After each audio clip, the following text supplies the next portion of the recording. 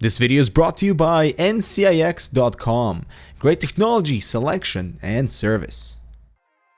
Hello everyone, I'm Dimitri with Canucks and welcome to another video. So another year has passed, we've seen so many awesome introductions into the chassis market, and now it's time to pick our top favorite cases of the year. But instead of choosing the top 5 cases, isolating a certain product towards a certain spot, because everybody has their different needs for different builds, I've decided to do this differently, and instead doing top 5 cases, I've decided to do top 5 cases within each category. So we're gonna break it down into top or best budget case, best mini ITX case, best silent case, best cube case, and the last category is your most common, the most versatile category. So you can pick this up for water cooling, storage, gaming, anything type of case. So the umbrella that covers pretty much everything, and that chassis would be the most versatile for any type of build. But before we jump into our top 5 cases within those categories, I also want to do some honorable mentions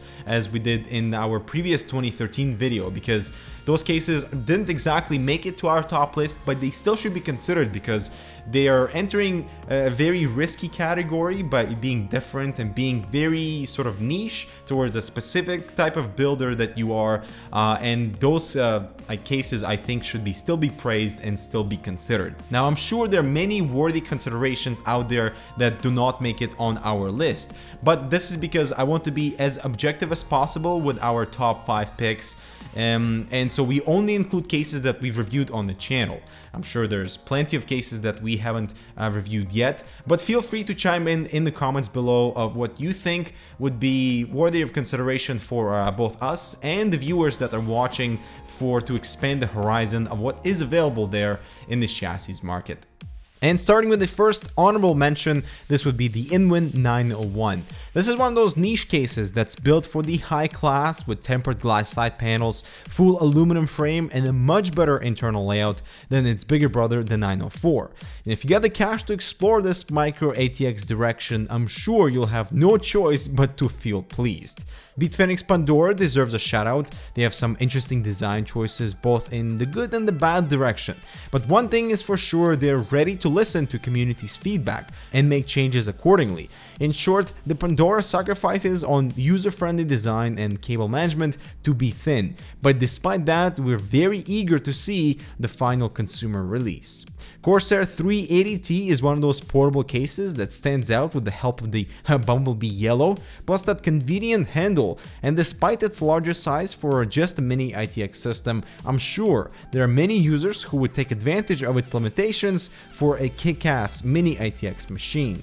And the last case on the honorable mentions list would be the Anthu Evolve. This is how you do aluminum for the first time.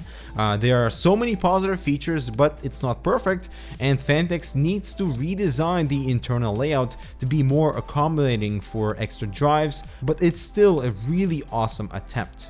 Alright, and with that out of the way, let's move on to the highlights of the year. First category, the best budget case, goes to NZXT S340 at $69, with sales as low as $50. So there's black and white options available. If you can look past the orange peel paint job, you'd be surprised at how well this case is built. It's pretty much full metal.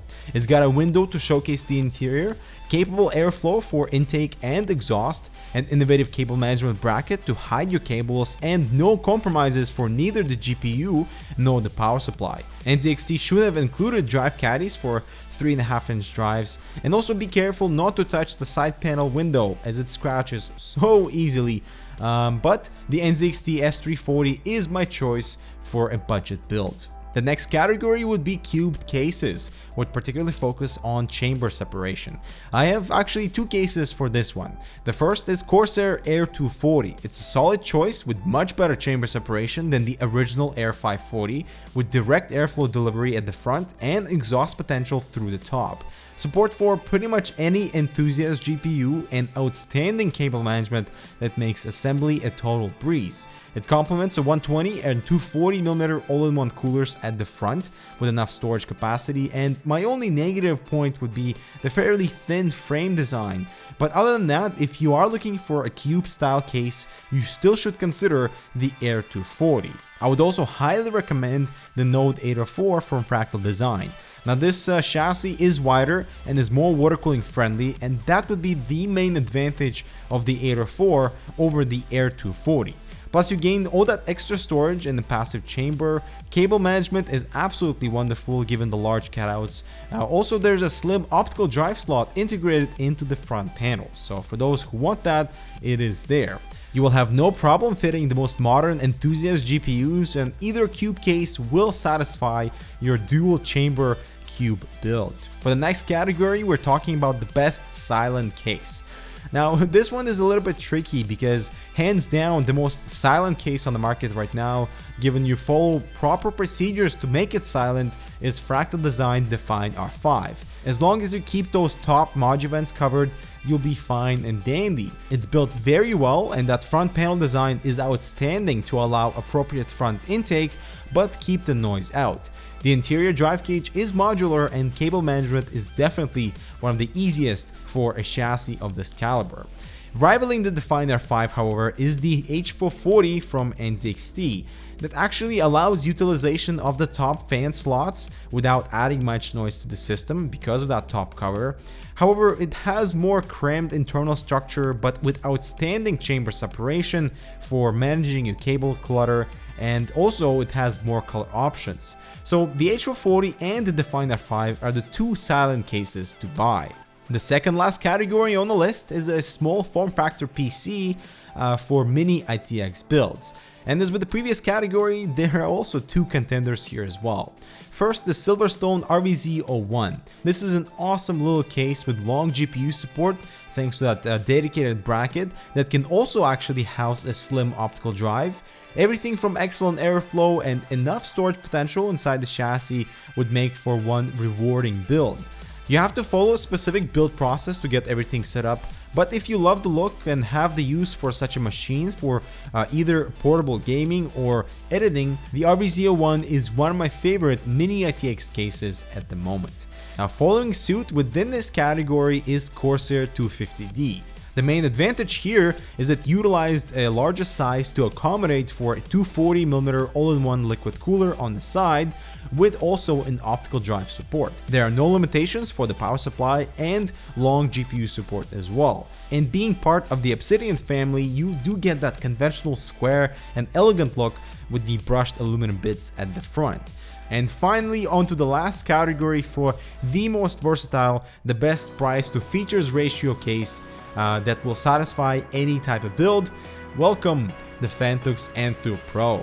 Not only does this case bring most of the competition at this price point to its knees, but it really has set a new benchmark of what we can expect to see at $89 and $99 price point. The Anthu Pro may not suit everyone's taste with the external frame, but it's what on the inside that counts anyway, right? But I love the open format that's separated into chambers with a removable power supply bracket that you may use if you desire. Exclusive rear access to the drives with plenty of airflow options at the front and the top and the bottom even if you can sacrifice one of the drive cages, and can also be within the limits of power supply clearance. We've got a PWM fan hub at the back along with a single SSD bracket to stash away that one boot drive, and everything about the case just screams quality with a solid frame and extremely modular interior that you can actually even disassemble. So huge props for that implementation, for modding or repainting or etc.